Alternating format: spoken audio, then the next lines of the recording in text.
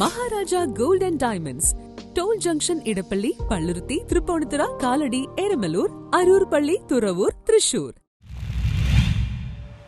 ആസൂത്രണ പിശക് ക്രിസ്മസ് ദിനത്തിൽ ഫോർട്ട് കൊച്ചി വെളിയിൽ അനുഭവപ്പെട്ടത് വൻ തിരക്ക്. ആസൂത്രണ പിശക് മൂലം ക്രിസ്മസ് ദിനത്തിൽ ഫോർട്ട് കൊച്ചി വെളിയിൽ അനുഭവപ്പെട്ടത് വലിയ തിരക്കാണ്.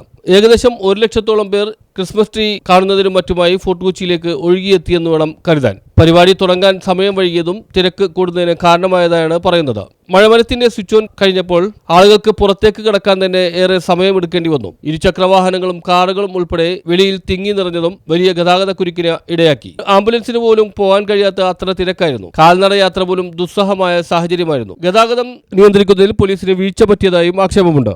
മണിക്കൂറുകളോളം ആളുകൾ പുറത്തേക്കെത്തുവാൻ കാത്തിരിക്കേണ്ട അവസ്ഥ വന്നു. പിഞ്ചുകുട്ടികൾ പോലും കരയുന്ന അവസ്ഥയായിരുന്നു. ഇടറോഡുകളും ഗതാഗതക്കുരുക്ക് മൂലം വലഞ്ഞു. സ്വകാര്യ ബസ്സിൽ യാത്ര ചെയ്യേണ്ട യാത്രക്കാരും ഏറെ വലഞ്ഞു. ബസ്സുകൾ സർവീസ് നിർത്തിവെക്കുന്ന സാഹചര്യമുണ്ടായി. പുതുവത്സരാഘോഷവേളയിൽ ഇത്തരം തിരക്ക് ഉണ്ടാകുമെന്ന് അറിഞ്ഞിട്ടും അധികൃതർ ഇതിന് യാതൊരു നടപടിയും സ്വീകരിക്കാതിരുന്നത് വലിയ പ്രതിഷേധമാണ് ക്ഷണിച്ചു വരുത്തിയിരിക്കുന്നത്. ഡിസംബർ 31-നും ഇത്തരത്തിൽ ആസൂത്രണ പിശകുണ്ടായാൽ വലിയ ദുരന്തത്തിന് കാരണമാകുമെന്ന് ആക്ഷേപവും ഉയർന്നിട്ടുണ്ട്. News bureau, fort Kochi.